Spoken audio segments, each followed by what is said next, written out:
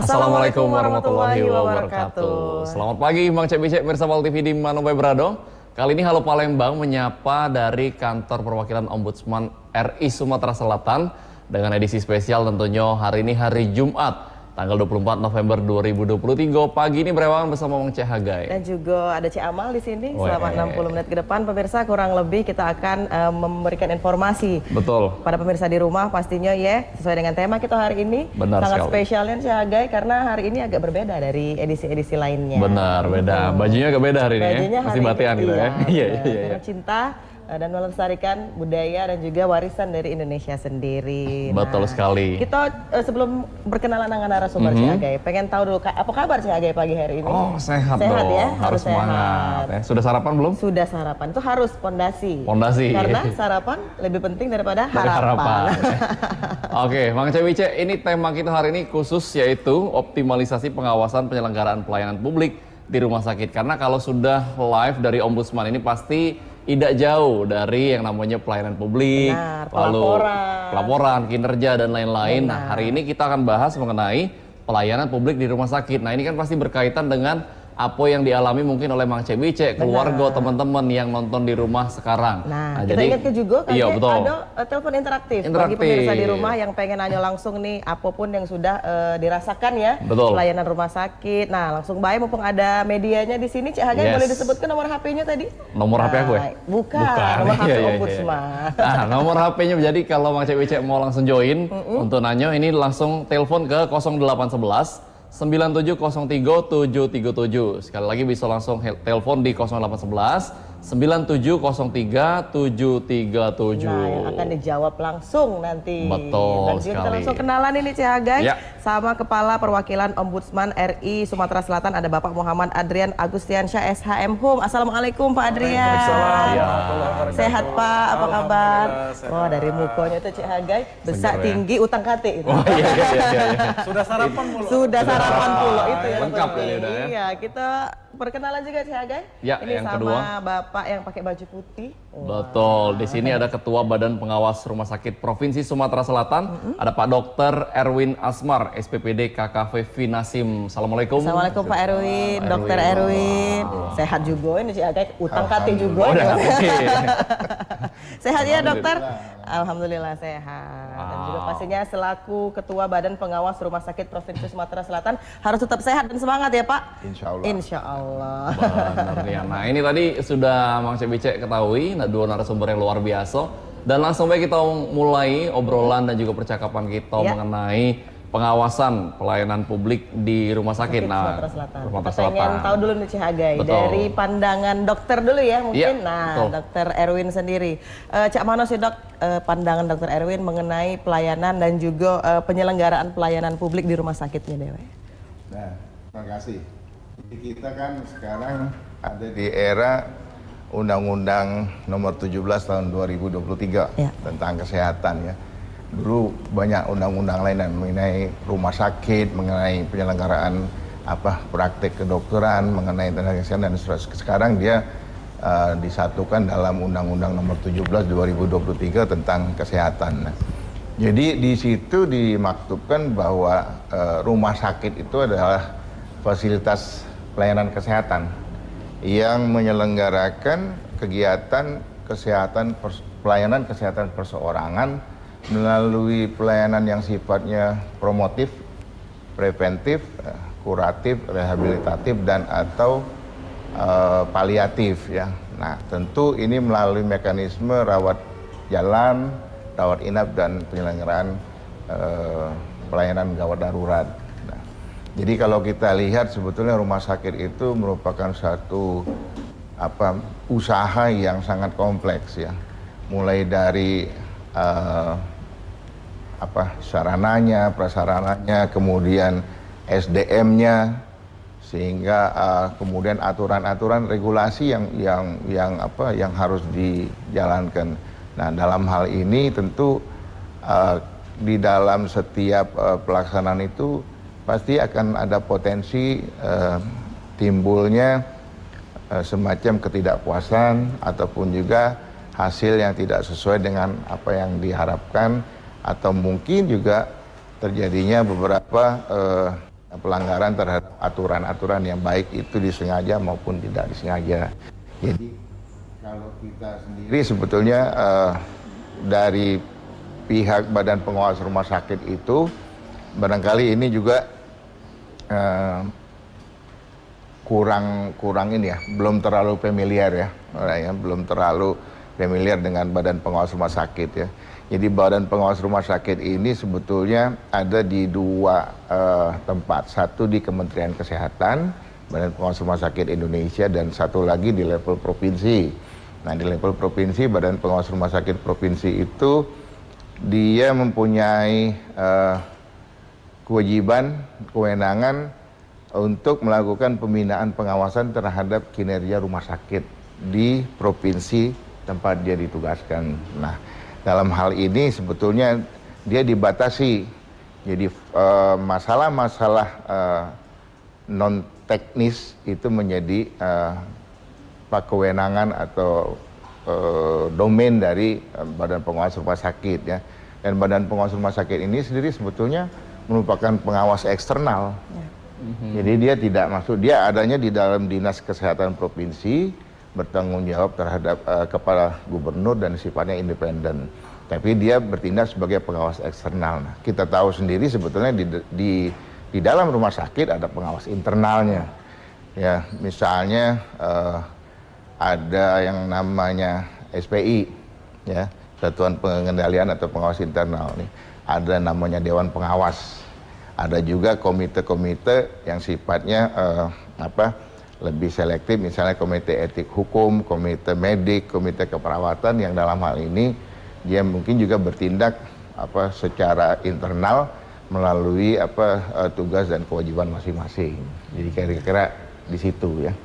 Itu kurang lebih perkenalannya ya. Iya. Mengenai Badan Pengawas Rumah Sakit Sumatera Selatan. Nah, Dok, itu kan perkenalannya nih. Nah, jadi menurut Dokter Erwin sendiri selama ini sampai sekarang atau tahun 2023 inilah, gimana sih kinerja dari rumah sakit yang ada di Sumatera Selatan ini sendiri? Apakah memang pelayanan publiknya sudah optimal atau masih banyak PR yang harus dilakukan? Seperti apa pandangan dari dokter sendiri? Ya, terima kasih. Jadi memang ada beberapa yang menjadi domain dan tugas kami dalam melakukan pembinaan pengawasan. Jadi bukan mengevaluasi, membina, mengawasi. Jadi kita biasanya melakukan kunjungan ke rumah sakit itu sudah ada suatu perangkat ya untuk evaluasi. Jadi ya. Nah, yang ditekankan itu utamanya adalah mengenai hak kewajiban rumah sakit, hak dan kewajiban pasien serta keluarga, kemudian aturan-aturan perundang-undangan. Kemudian yang paling utama itu adalah penanganan komplain. Nah, tadi ditanyakan mengenai kinerja rumah sakit ya. Secara umum kalau untuk yang non komplain tadi itu kalau kita rata-ratakan masih banyak rumah sakit itu yang belum memenuhi kewajiban dasarnya dalam hal misalnya harus adanya dewan pengawas. Ya, dewan pengawas. Di Sumatera Selatan ini baru ada kira-kira 50-60% yang mempunyai dewan pengawas ya. Padahal dewan pengawas itu tadi fungsinya adalah pengawas internal. Iya. Ya, jadi kalau di pengawas internal belum ada, nah ini artinya potensi untuk terjadinya komplain itu juga lebih besar. Ya artinya. Nah itu. Kemudian menyangkut masalah-masalah yang juga ini komplain pasien ya, misalnya komplain keluarga menyangkut ketidakpuasan terhadap petugas, terhadap misalnya tindakan dan seterusnya. Nah, itu kalau kita lihat, kita lakukan semacam tabulasi perhitungan yang muncul di permukaan baik melalui pengaduan langsung, kemudian melalui media sosial itu cukup banyak. Dari awal Januari sampai di November ini itu ada kira-kira 15 kasus. Ya. Ada yang selesai dengan melalui cara mediasi ya, restoratif, ada juga yang selesainya naik ke pengadilan. Ada juga yang sekarang ini menunggu tuntutan pengadilannya. Ya. Tapi sebetulnya sesuai dengan tadi tugas kewenangan kami tadi, kami itu lebih banyak menekankan pendekatan penyelesaian komplain itu atau aduan itu melalui sarana mediasi. Ya. Nah jadi kalau seperti ini kita bisa lihat keluhan-keluhan itu tentu tidak muncul dengan sendirinya. Ya. Jadi kalau ada keluhan, yang kita lakukan adalah melihat kronologisnya, menginventarisasi, klarifikasi, lalu kita lakukan analisis kira-kira penyebabnya apa. Ya. Yang dari internal rumah sakit. Ya. Kalau dari eksternal kan kita tidak lihat gitu kalau untuk yang pengadil. Tapi internalnya apa? Nah kebanyakan itu nanti ada, kalau kita lihat tuh masalahnya masalah perilaku dari pemberi pelayanan kesehatan. Paling besar itu yang dikomplain. Kedua, masalah komunikasi. Nah, jadi komunikasi ini ya ada yang namanya komunikasi verbal, ada yang non verbal. Kadang-kadang yang verbal ini ada yang ngerti bahasa, ada yang nggak ngerti bahasa, ya, salah arti. Betul. Tapi kalau dia verbal tidak ada masalah, kadang-kadang yang non verbal, sikap, ya. Waktu misalnya memberi penjelasan ya, raut muka, ekspresi, ekspresi lah. Gitu. Kalau pembawa acara ekspresinya merengut, tentu tidak ada ini ya.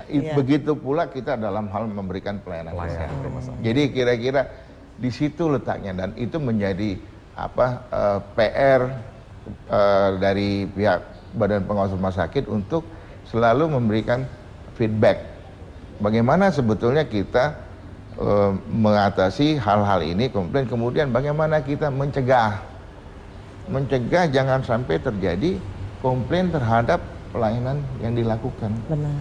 Walaupun tadi susah ya, ada SDM-nya, ada SOP-nya, tapi ya itu tetap kita sedapat mungkin harus mencegah jangan sampai terjadi lagi di masa yang akan datang. Benar, ya. Dengan cara upaya preventif ya dok, pastinya. Dokter. Baik, itu dari dokter Erwin. Nah kalau kita pengen tahu juga menurut pandangan dari Pak Adrian sendiri, bagaimana sih Pak sejauh ini mungkin kinerja yang mungkin sudah sering dilaporkan juga dari masyarakat ke Ombudsman sendiri, seperti apa Pak?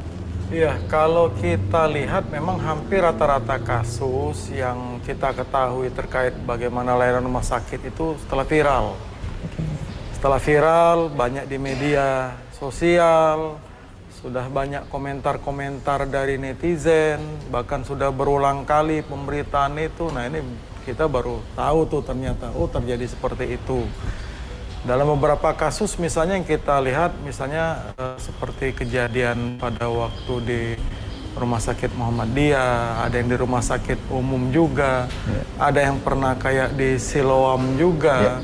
Apalagi kalau dokter tadi bahwa hampir sebagian besar kasus mungkin 50-60% itu masalah attitude, sikap, masalah perilaku juga seperti itu. Nah ini artinya memang butuh pemikiran juga teman-teman yang di bidang perawat kesehatan, entah itu seluruh yang terlibat di sana, memang mesti artinya diberikan mungkin ya semacam pelatihan khusus juga bagaimana cara menghadapin pasien, bagaimana cara menghadapin konsumen seperti itu. Karena jangan mentang-mentang nanti ini apalagi misalnya dalam tanda kutip ini rumah sakit pemerintah nih misalnya. Orang mungkin tidak ada pilihan mesti berobat ke sini. Sehingga akhirnya yang melayani entah perawatnya, entah apanya, bersikap bahwa ini orang ini pasti butuh kita. Bagaimanapun pelayanan kita, orang pasti tetap akan balik ke sini. Nah ini tentu akan jadi masalah seperti itu. Apalagi masyarakat kan sekarang sudah mulai pintar, mulai paham. Mereka sudah paham haknya seperti itu. Kata Pak Dokter tadi, salah satu objek pengawasan Badan Pengawas Rumah Sakit ini, bagaimana juga memastikan hak dan kewajiban masyarakat dalam kaitannya layanan kesehatan tersebut seperti itu. Apakah sudah terpenuhi atau tidak seperti itu. Nah, dalam beberapa catatan Ombudsman misalnya, kami bahkan pernah melakukan investigasi terkait antrian yang terjadi di rumah sakit yang cukup besar di Palembang ini seperti itu. Keluhan masyarakat misalnya kok ini kita datang udah pagi-pagi ternyata nomor sudah 70 keluar. Kapan sih orang ngambil nomor itu dari 1 sampai 70-nya seperti itu. Nah, ternyata beredar pula, oh ternyata nomor-nomor itu ada juga pihak-pihak yang Oknum ketiga, ya, Pak? oknum yang menjual nomor itu. Ada kalau orang mau nomor yang cepat nih, misalnya dapat nomor 5, bayar 20.000 seperti itu, 30.000 Si seperti ke uang itu. Pak, kali kamu 70 Pak. Itu. Nah, ini yang memang masih butuh pengawasan kita semua seperti itu. Dan tentu saja peran serta masyarakat secara aktif ini sangat kita butuhkan. Karena masyarakatlah yang sebenarnya yang paling banyak merasakan bagaimana proses layanan yang nyatanya yang mereka terima seperti itu. Betul sekali. Nah, itulah Mang Cek Mirsa Pal TV kurang lebih opening di segmen pertama ini, Cek Amal, bahwa memang masih banyak PR yang harus dikerjakan oleh para petugas di kesehatan, rumah sakit dan lain-lain. Kita bakal bahas lebih dalam mengenai pelayanan publik di rumah sakit ini. Jangan lupa Mang Cek Bicek yang juga nak join ataupun nak bertanya langsung bae telepon di nomor 0811 9703 737. Jangan kemana-mana, kami akan balik setelah yang lewat Siko ini.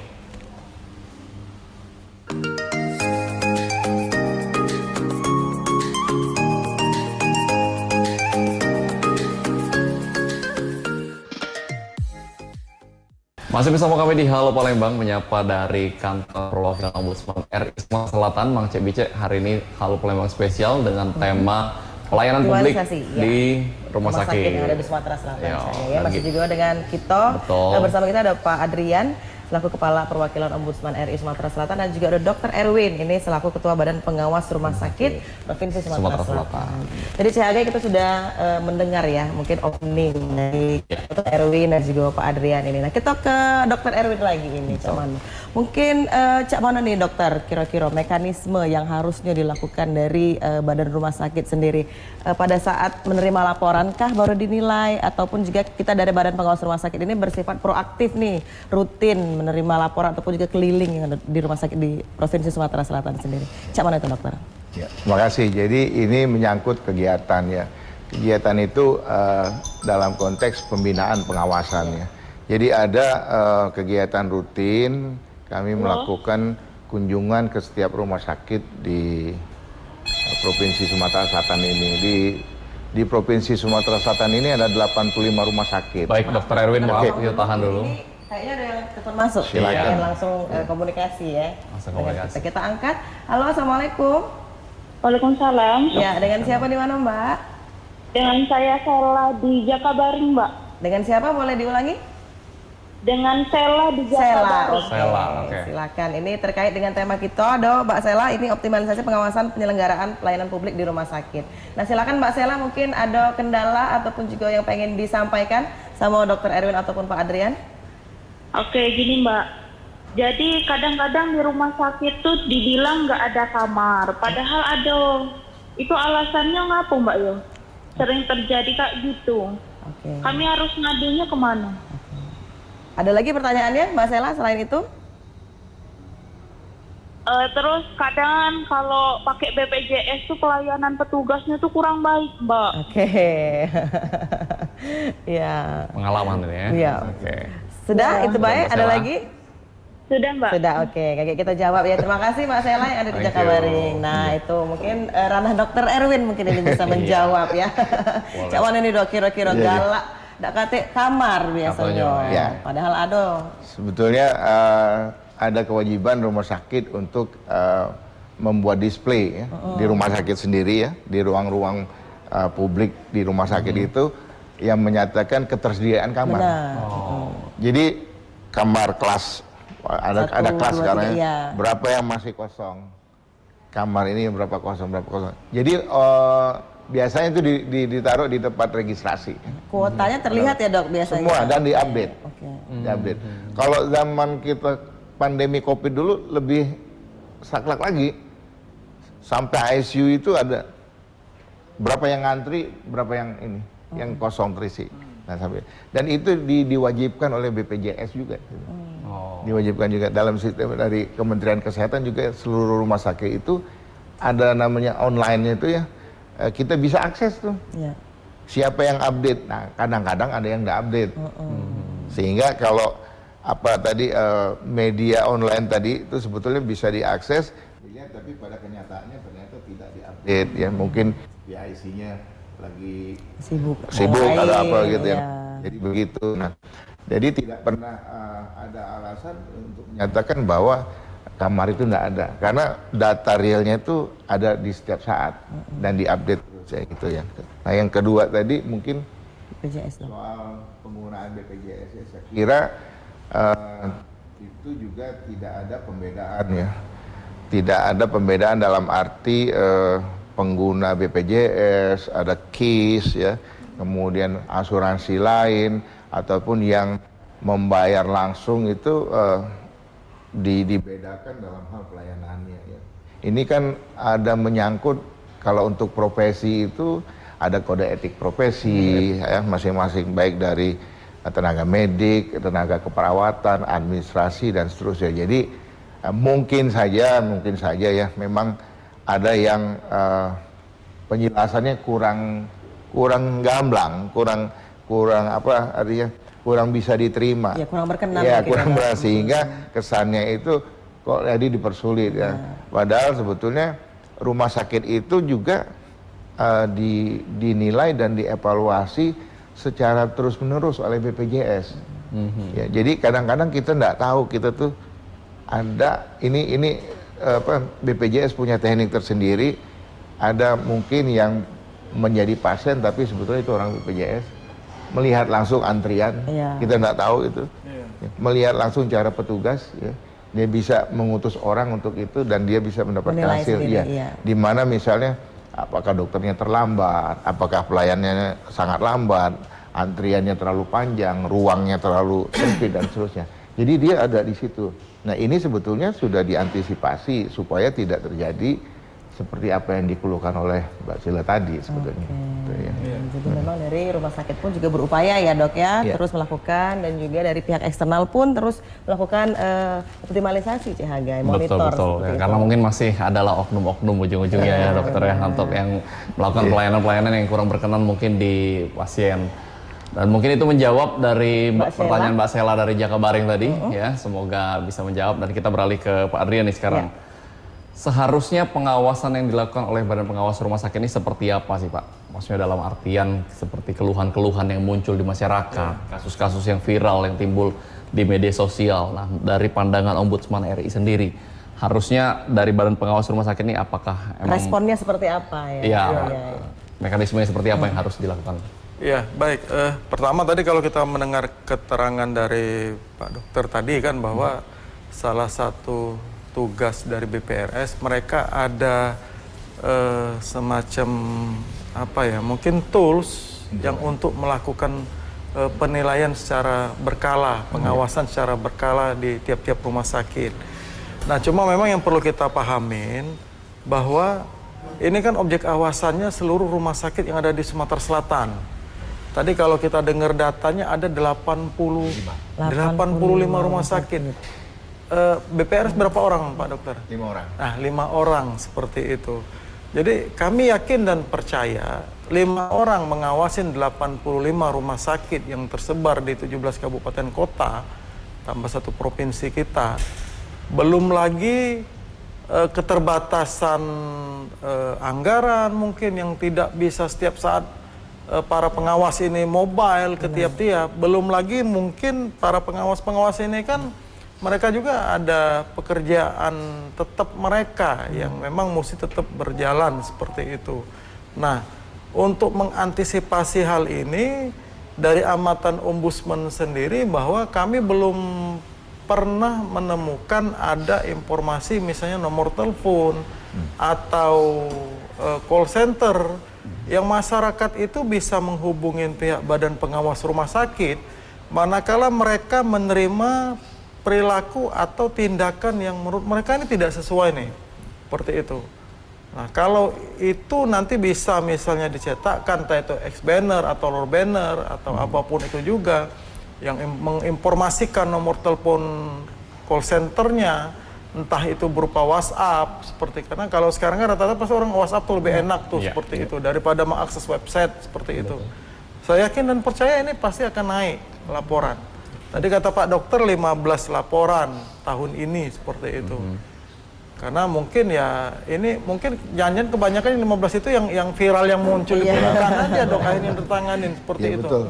Yang orang akhirnya cuma memendam perasaan bahwa mereka menerima perilaku yang tidak baik itu ya cukup dipendam dalam hati aja. Udahlah seperti itu. Memang udah nasib kalau pakai BPJS seperti itu kata Mbak Sela tadi dalam tanda kutip apa itu pengawasan kayaknya beda nih. Dianggap kita itu kalau datang pakai BPJS itu kayak masyarakat kelas 2 tuh. Seperti itu. Padahal itu tidak boleh membeda-bedakan layanan diskriminatif. Kalau kita beralih sendiri keingatan kita, pelayanan rumah sakit itu sebelum ada BPJS orang nggak sebanyak ini berobat rumah sakit. Seperti itu. Apa tuh antrean nggak sepadat ini, nggak seramai ini, dan mungkin juga rumah sakit, mohon maaf dari segi sisi juga pendapatan juga tidak sebesar sekarang. Setelah masyarakat difasilitasi BPJS. Nah, kenapa kami memandang Ombudsman bahwa melayani masyarakat melalui BPJS ini penting? Karena salah satu indeks mengukur bagaimana tingkat kesejahteraan masyarakat itu juga dari tingkat kesehatan. Sekarang masyarakat itu berobat dengan ada BPJS tidak menunggu pada saat kritis. Seperti itu. Mungkin kalau dulu tidak ada BPJS, orang setelah tahap yang sudah mungkin mengkhawatirkan baru datang ke rumah sakit. Sekarang tidak. Ini karena ada BPJS yang tadinya sakit jantung, mereka bisa setiap bulan berobat, sehingga kualitas hidup masyarakat kita makin baik. Harapan hidup kita makin terjaga. Kesehatan kita juga makin berkualitas seperti itu. Setuju sih Pak Adrian, karena dulu Cik Amal juga kalau pusing-pusing minum jamu dulu ya. Kalau sekarang kan langsung baca ke klinik kan. Minum makan garam deh kan itu. Kerok dulu ya pakai bawang ya. Nah, berarti ini menjadi usulan ya dokter, menjadi usulan dari Ombudsman sendiri mengenai pemasangan banner mungkin ataupun juga dipasang ada sedikit print ya Pak, mungkin ini adanya layanan online mungkin yang akan pengaduan yang dirasakan dari masyarakat. Dari eksternal ya mungkin informasi sedikit BPRS itu apa sih tugasnya sehingga masyarakat tahu oh BPRS ini tugasnya ngawasin rumah sakit, menjamin hak dan kewajiban masyarakat serta keluarga masyarakat juga tadi dalam proses layanan kesehatan di rumah sakit seperti itu. Sehingga masyarakat tahu oh kalau ada apa-apa nih kami bisa nih melapor ke sini. Karena kadang-kadang kalau kita melapor internal itu juga ada yang bahkan mereka juga tidak menginformasikan di rumah sakit itu. Seperti itu. Karena internal tadi ya Pak ya. Dan ini juga mungkin akan mengefek pada kinerja para petugas kesehatannya sendiri karena sudah adanya layanan pengaduan ini sendiri. Nah, kalau dari sudah ada aduannya dokter masuk ke dalam badan pengawasan dari rumah sakit. Langkah selanjutnya yang dilakukan dari dokter sendiri seperti apa? Ditegurkah atau seperti apa sanksi yang dilakukan? Pertama-tama tadi terima kasih ya dari Kepala Perwakilan Ombudsman itu usul yang sangat baik ya. Akan kami segera laksanakan ya. Karena tadi juga sudah kita sampaikan mungkin kita ini orang tidak familiar ya. Ternyata kita sendiri sebetulnya belum mengenalkan diri gitu ya mungkin ya.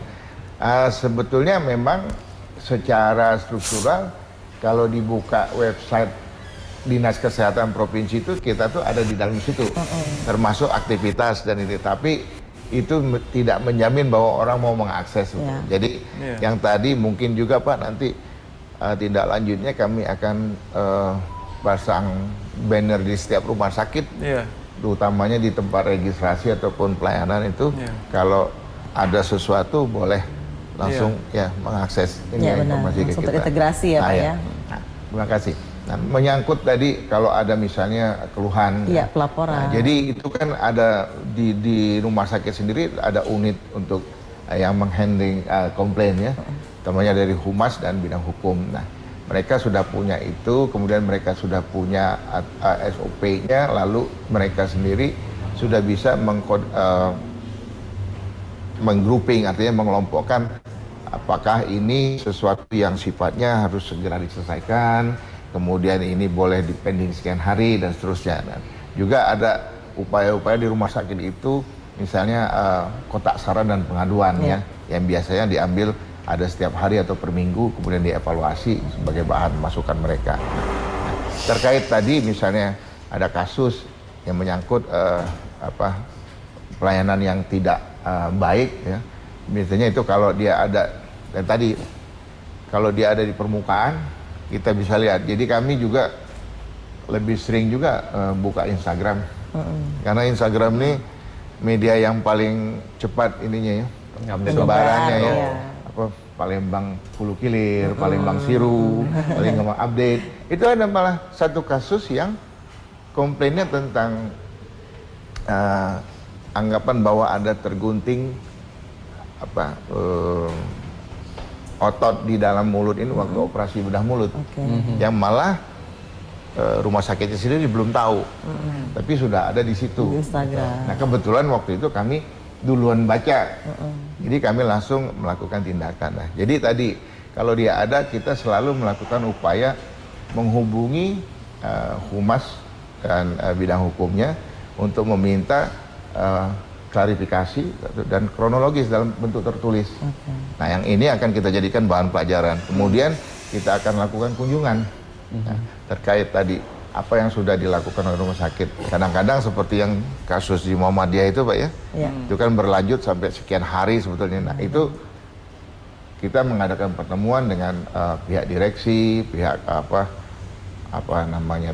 pengurus Muhammadiyah, kemudian ada lagi yang pihak dari Dinas Kesehatan itu membantu untuk menyelesaikan kepada pihak keluarga langsung, kepada orang tua, melibatkan tokoh masyarakat dan seterusnya. Jadi memang kalau yang kasus seperti itu dia akan sangat banyak mengaitkan dengan pihak lain, sehingga kita sebetulnya terbantu, dan ini yang menjadi model pelibatan tokoh-tokoh agama, tokoh masyarakat itu ternyata sangat efektif untuk mereduksi itu tadi. Nanti kita lanjutkan kembali dokter dan juga Pak Adrian. Saudara ini CHG, jangan kemana-mana pemirsa, tetap bersama kami di Halo Palembang.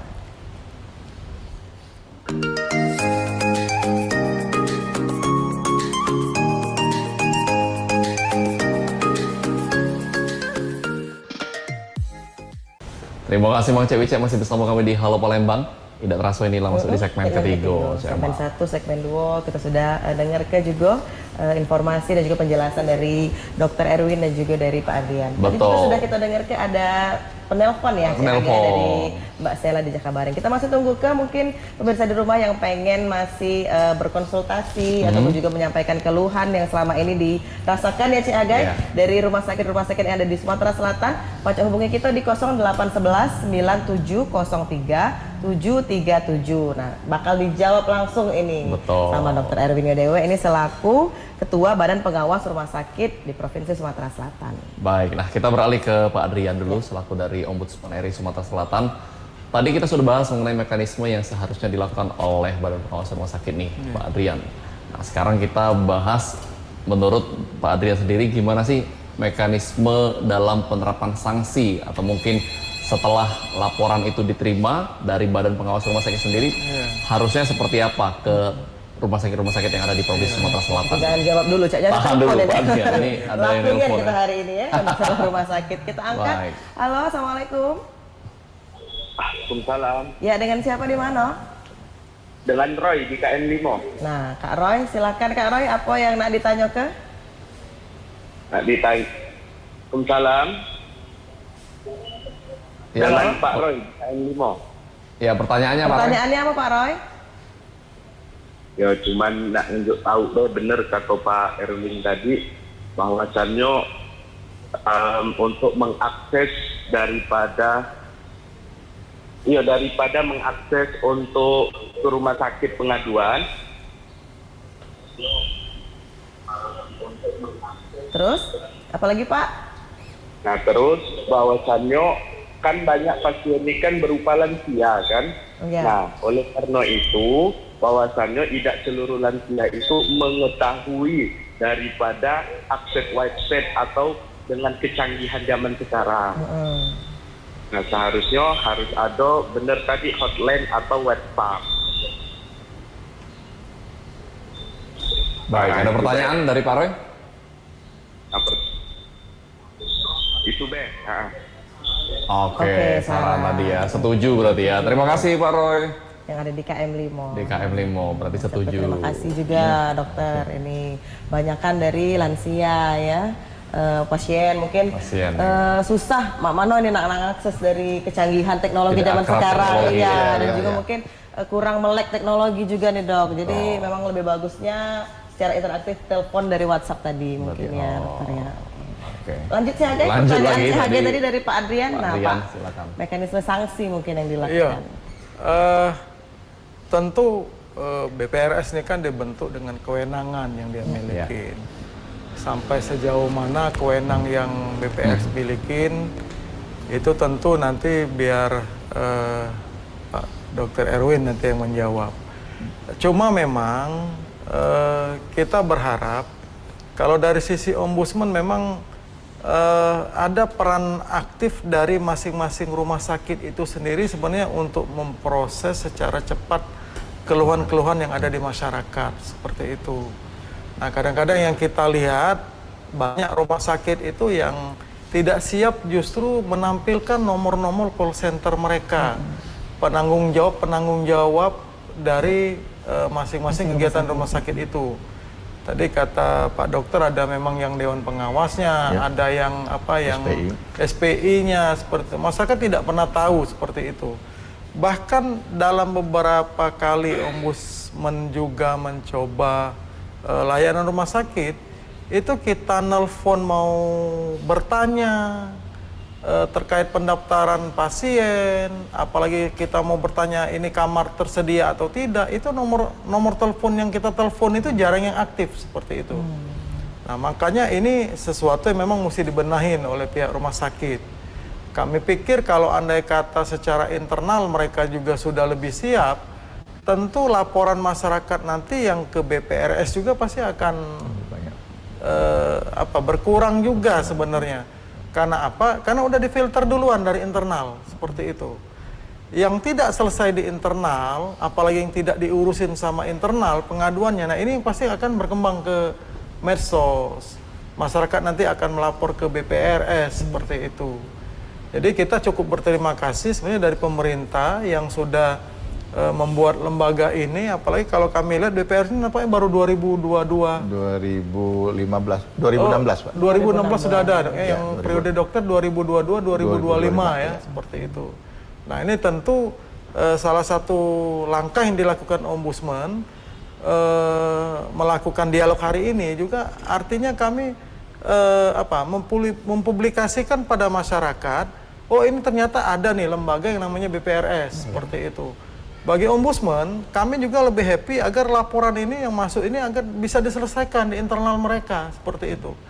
Jadi jangan sampai nanti cuma sekedar pasien yang ditolak gara-gara BPJS atau apa, masyarakat itu banyak melapor ke ombudsman. Sementara hal-hal yang seperti itu ini kan bisa dilakukan mekanisme penyelesaian secara internal seperti itu. Bisa diminimalisir dari pihak internal sendiri ya. Iya, berarti harus lebih optimal dari masing-masing internal rumah sakit ya Pak Adrian ya. Nah mungkin ke Dr. Erwin lagi, gimana dok mekanisme, apakah memang BPRS ini memiliki kewenangan dalam memberikan sanksi ke rumah sakit atau seperti apa? Ya, terima kasih. Jadi kita fungsi pembinaan pengawasan, kewenangan untuk minta informasi dan seterusnya pembinaan. Apabila kita setelah melakukan fungsi pembinaan pengawasan itu menemukan adanya suatu pelanggaran, nah itu dibuat dua ya. Satu, dimintakan kepada rumah sakit, terutama juga ke Dewan Pengawasnya untuk mengambil tindakan menyelesaikan masalahnya tadi, pelanggaran tadi. Kedua, kita membuat laporan ke gubernur. Gubernur ini yang memiliki hak. Gubernur dinaktukan itu memiliki hak untuk menegur, memberikan sanksi. Jadi sanksi itu kan bisa berupa sanksi lisan, teguran, atau tertulis dan seterusnya. Ya. Jadi kita melapor ke gubernur melalui dinas kesehatan. Nah itu kalau yang reguler memang 2 kali setahun, tapi kalau yang menyangkut masalah-masalah tertentu ya pada saat itu kita langsung berikan laporan. Ya. Jadi nanti yang akan mengambil tindakan ya sesuai dengan kewenangannya Pak Gubernur. Mungkin melalui Dinas Kesehatan Provinsi lagi atau juga melalui bantuan dengan staf-staf ahli gubernur bidang kesehatan, gitu ya. Tadi. Tapi sudahkah pernah terjadi hal serupa dokter yang langsung disampaikan ke Pak Gubernur? Yang ada itu justru yang terbalik. Jadi ada yang mengadu langsung ke gubernur. Oh. Bukan dari BPRS-nya ya? Bukan. Jadi tadi makanya mungkin saluran itu tidak tahu. Atau tadi internal tadi tidak selesai. Jadi seperti Pak Adrian tadi ngomong tuh betul itu. Jadi gubernur langsung memberikan atensi, note, ya, tintanya lain kalau udah begitu. Langsung ke Dinas Kesehatan Provinsi dan langsung ke BPRS. Dalam waktu yang singkat, kurang dari sehari itu sudah langsung. Terkait masalah apa dok kalau boleh tahu dok? Itu pengaduan mengenai anggapan kelalaian medik pada tindakan operasi terhadap anak umur 9 tahun di Prabu Muli. Dan mungkin ada menyebabkan jadi ada aduan dugaan malpraktek. Jadi ya kalau malpraktek ini perlu ada pembuktian dari MKDKI di Konsil Kedokteran. Jadi sekarang ini sedang bergulir upaya untuk merekonstruksi ya apakah memang betul ada pelanggaran etik, pelanggaran kelalaian medik ataupun kelalaian yang lainnya. Dan sekarang masih berproses seperti itu, dok. Kita harapkan sebetulnya tidak ada ya. Karena terus terang saja ini sudah berlangsung hampir 5-6 bulan ya, mengganggu kinerja, mengganggu konsentrasi, makan biaya. Dan seterusnya itu ya. Makan biaya, waktu dan tenaga pasti ya, dok ya. Baik Dokter Erwin, mungkin ini terakhir ada closing statement ataupun himbauan dari Ketua BPRS Sumatera Selatan ke masyarakat ataupun juga ke pihak-pihak rumah sakit. Silakan. Baik, terima kasih ya. Terkait dengan fungsi pembinaan pengawasan dari Badan Pengawas Rumah Sakit Provinsi ini, sebetulnya yang harus kita lihat mengenai hak dan kewajiban pasien serta hak kewajiban rumah sakit lalu melalui pengaduan ya. Nah, mengenai hak kewajiban pasien itu sudah diatur di dalam undang-undang seperti peraturan Menteri Kesehatan, dan di setiap rumah sakit itu wajib membuat banner di ruang publik yang aksesnya sangat mudah, pintu masuk kemudian di layanan ya, jadi mereka tahu haknya apa, mendapatkan pelayanan yang terbaik ya, kemudian tidak dibedakan, tidak diskriminatif seperti tadi ya, memilih tenaga kesehatan, minta dikonsulkan, itu ada sekian belas Pak.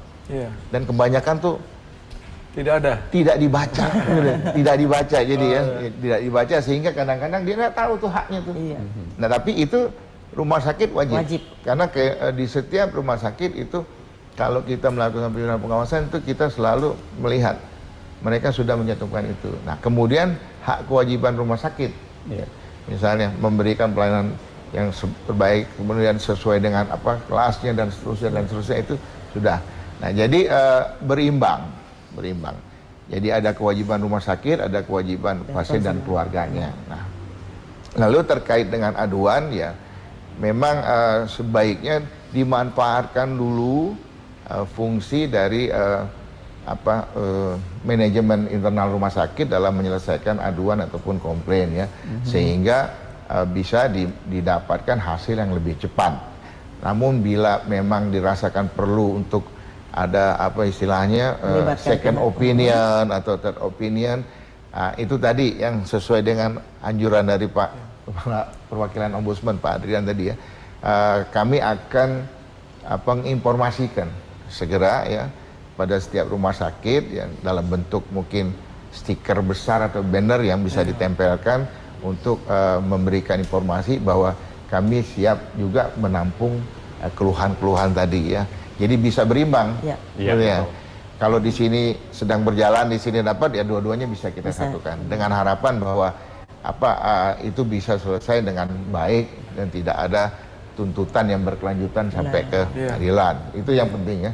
Dan dengan ini sebetulnya fungsi-fungsi pengawasan tadi yang tadi apalagi kalau ada misalnya ditemukan pelanggaran itu selalu kami sampaikan langsung dengan catatan bahwa kita harus menarik pelajaran untuk dapat mempersiapkan kinerja lebih baik dalam hal mencegah adanya keluhan-keluhan atau proses penuntutan di kemudian hari. Benar sekali. Ya. Baik, kita Saya kira proses itu. pembelajarannya juga Ya. ya Pak ya. Ya, Kita minta harapannya juga nih dari Pak Adrian Adrian, selaku silakan, Ombudsman RI wilayah Sumatera Selatan. Iya. Pak.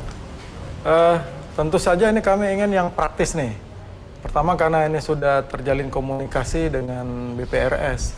Tentu nanti pada saatnya kami akan mengajak teman-teman dari BPRS melakukan sidak ke beberapa rumah sakit. Kita akan lihat bagaimana pemenuhan standar layanan publiknya dari sisi kacamata Ombudsman. Juga bagaimana pemenuhan standar yang kata BPRS tadi mesti ada nih dalam rumah sakit. Tentu beliau-beliau ini yang lebih paham seperti itu. Mudah-mudahan kolaborasi yang akan kami lakukan ini sedikit banyak bisa sedikit meningkatkan kualitas layanan publik khususnya di bidang kesehatan dan rumah sakit di Sumatera Selatan. Seperti itu. Baik, dan juga pasti meningkatkan kepercayaan juga dari masyarakat ya Pak ya. Berarti bukan hanya menerima laporan tapi juga dari Ombudsman dan BPRS pun ngejar bola Pak istilahnya tuh ya. Sidak ke rumah sakit. Nah, jadi untuk rumah sakit waspada ini. Nah, harus terus mengoptimalkan dari pelayanan rumah sakitnya sendiri. Ujung-ujungnya adalah untuk kemajuan tingkat kesehatan di Kota Palembang dan Sumatera Selatan pastinya. Baik, kami ucapkan terima kasih Dr. Erwin. Terima Pak kasih, Adrian Dr. Erwin. sudah Adrian. memberikan informasi yang edukatif pasti untuk pemirsa di rumah Palembang hari ini. Betul. Jangan lupa terus nonton Halo Palembang setiap Senin sampai Sabtu jam 9 sampai jam 10. Ada banyak narasumber-narasumber yang luar biasa yang memberikan informasi dan juga inspirasi untuk masyarakat Palembang dan Sumatera Selatan. Terima kasih Mang Cek Bicek yang nonton. Aku HGKND. Dan aku Amal Safira pamit undur diri. Wassalamualaikum warahmatullahi wabarakatuh. Sampai jumpa.